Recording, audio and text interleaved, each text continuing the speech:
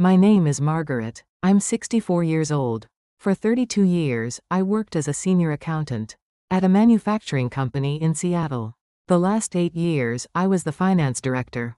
On my retirement day, my colleagues handed me flowers and said, "Enjoy your well-deserved rest, Margaret." I truly believed I would. But after returning home, my life took an unexpected turn. About 3 months after retirement, I was preparing dinner when my husband, Tom, called from the living room. "Meg, the electric bill is through the roof this month.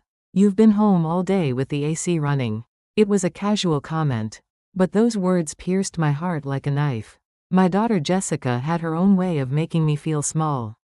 One weekend, she visited with her husband Brad. Watching me load the dishwasher, she said, "Mom, you're wasting water doing it that way. We use the eco-cycle now." A few days later, when I offered to babysit my grandson, she responded, "Thanks, Mom, but you should rest." Parenting methods have changed so much, and I'd rather stick with our routine. For 3 decades, I'd balanced budgets down to the last cent. At work, people said, "Margaret's numbers are always perfect." Yet at home, I couldn't even load a dishwasher correctly. One evening, I overheard Tom and Jessica talking in the living room.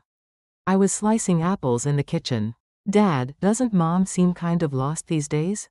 Just sitting around all day." Tom replied, "Well, she doesn't have much to do anymore. That's what happens when you retire. Doesn't have much to do." Those words echoed in my mind for days. How would you feel, everyone? Can you imagine going from a respected professional to feeling like a burden overnight? The breaking point came the day before Thanksgiving. Jessica was hosting Brad's family. She pulled me aside and said, "Mom, maybe it's best if you stay in the guest room that day. I don't want Brad's parents to feel uncomfortable with too many people fussing around." I simply said, "Okay." But that night, I couldn't sleep. At dawn, I opened my desk drawer. Inside was my retirement plaque, 32 years of dedicated service. I stared at it for a long time, then quietly put it back. That's when I decided, I can't live like this anymore. I spent the next week preparing in secret. I organized my savings account and searched online for rentals in small coastal towns. A listing in Cannon Beach, Oregon caught my eye. A small cottage with an ocean view, $800 a month. I called the landlord, and 2 days later, I drove down alone to see it. The moment I walked in, I signed the lease. On the drive home, I stared out at the highway and thought, what am I doing? But I had no regrets. 1 week later, before sunrise, I packed my bags while everyone slept. A few changes of clothes, toiletries, and my retirement savings. I left a note on the kitchen counter, "I need some time alone. Don't worry about me." On the bus to Oregon, I turned off my phone with trembling hands. Cannon Beach was quiet and beautiful. The cottage had a small garden plot, and the ocean was a 5-minute walk away. As I sat on the porch unpacking, my neighbor approached. "Just moved in? I'm Carol, next door. Welcome to the neighborhood." She smiled warmly and handed me a basket of tomatoes, fresh from my garden. It can be lonely in a new place. Within days, Carol was teaching me how to garden. The soil here is amazing. Everything grows. I clumsily worked the soil, got blisters on my hands, but felt strangely at peace. A month later, lettuce and herbs were sprouting in my garden. I'd grown them myself. Each morning I watered the plants, and in the afternoons, I volunteered at the community center. When I noticed a wobbly table there, I borrowed tools from the hardware store and fixed it. "Our new neighbor's handy," the seniors said, laughing. I watched YouTube videos and built a small bookshelf. It was rough, but I was proud.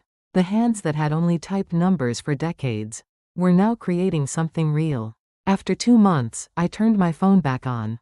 Over 100 missed calls. Tom, Jessica, relatives. Dozens of texts. "Where are you? Why won't you answer? We're worried." I texted Jessica briefly, "I'm fine. Don't worry." I offered no explanation. 3 months passed. Thanksgiving approached. Jessica called. "Mom, you're coming home for Thanksgiving, right?" I answered, "I don't think so, honey. You all enjoy yourselves." Her voice rose in alarm. "Mom, where are you?" "Cannon Beach, Oregon." "Oregon? Why?" "Because I like it here." There was a long silence. Then she said quietly, "Okay. Then we're coming to you." The day before Thanksgiving, Jessica, Brad, and Tom drove to Oregon. When I opened the door, I saw shock, relief, and confusion on their faces. I showed them around. The bookshelf I'd built, vegetables from my garden, my small tool kit on the porch. Tom looked around in disbelief. "You've been living like this?" "Yes, like this. I cooked dinner. A salad from my garden, salmon from the local market." Jessica took a bite and her eyes widened. "Mom, you made this?" "Yes, I learned here." After dinner, we sat on the porch. The sound of waves filled the air.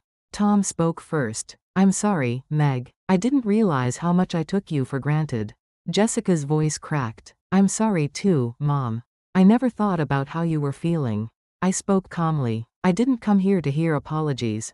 I came here because I needed to feel valuable again. Not as someone's wife or mother. Just as me." "What would you say in this moment, everyone?" Tom asked. "So, you're not coming back?" I answered honestly, not the way it was before. "I have a life here now." His face fell. But I continued. "But we're not over. Maybe we can find a new way?" Jessica asked carefully. "A new way?"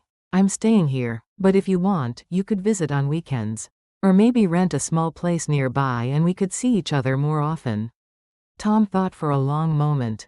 "I'll think about it. If you can change, maybe I can too." That night, we talked honestly for the first time in years. About hurt, regret, and hope. A month after Thanksgiving, Tom came back with suitcases. "I rented a studio in town. I'll come every weekend." I smiled. "You're not forcing yourself?" "No, I like it here. And, without you, the house felt empty. Now I live happily in Cannon Beach. During the week, I tend my garden, volunteer at the community center, and take woodworking classes. On weekends, Tom visits and we walk the beach together. Jessica brings my grandson once a month. We didn't go back to the old relationship. But we built a healthier one. One based on respect and space. Everyone, retirement doesn't mean our lives are over. It's a chance to discover who we really are. Not someone needed by others, but someone valuable to ourselves. If this story resonated with you, please leave a comment with your choice. Number 1, I'll start fresh for myself. Number 2, I'll have an honest conversation with my family. Number 3, I'll treat myself with more care starting today. Thank you for listening.